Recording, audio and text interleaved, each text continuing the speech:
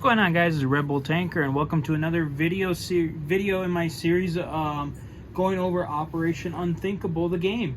Alright, so today we're going to be looking at the land units for this game. As you can see, there are a few more than what you would see in Axis and Allies. Probably about the same as you see in Global War. But so, for land forces, you have your infantry, your mechanized infantry, artillery, tank, advanced tank, or heavy tank as I sometimes call it, and your AAA. Alright, starting off, infantry costs 3, attacks on a 1, or 2 if it's paired with an artillery, defends at 2, and can move 1 space. Your mechanized infantry is worth 7, it attacks on a 3, and it doesn't have to be paired with a tank or artillery, it just straight attacks with a 3. It doesn't have any pairing for it to hit on 4, unfortunately. So, again, attacks on a 3. However, it defends at a 2, but gets to move 2 spaces. Artillery. Artillery is worth 5 IPC. Attacks on a 2. Again, can be paired with an infantry. Has a defense of 2.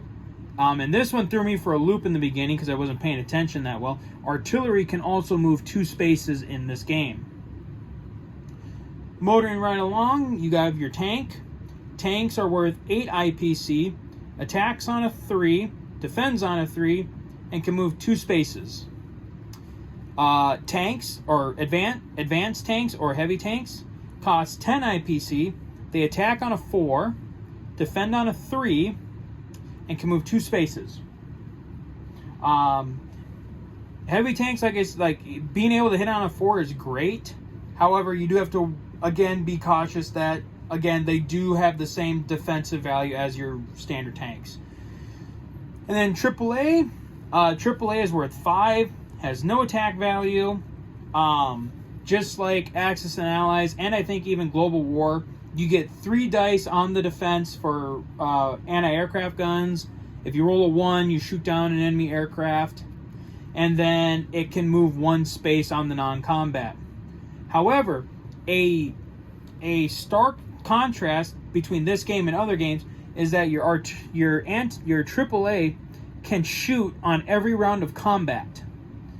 So that's something that, as the defender, it makes it really interesting to try and decide whether or not you want to take the AAA as one of your kills right away, because depending how much aircraft your enemy has brought into the game, you might be able to shoot down more aircraft.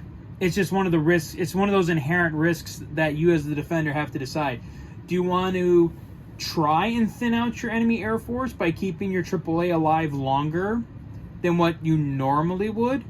Or would you rather just sacrifice it right away in the beginning and just not have a care about your enemy's air force? But so that is the ground forces for this game. And in the next video, we will talk about the air forces, some of the rules with the air forces, and we will also go over the scramble and strategic bombing rules. So that is it for the land units, and we'll see you next time, guys. So as always, take care.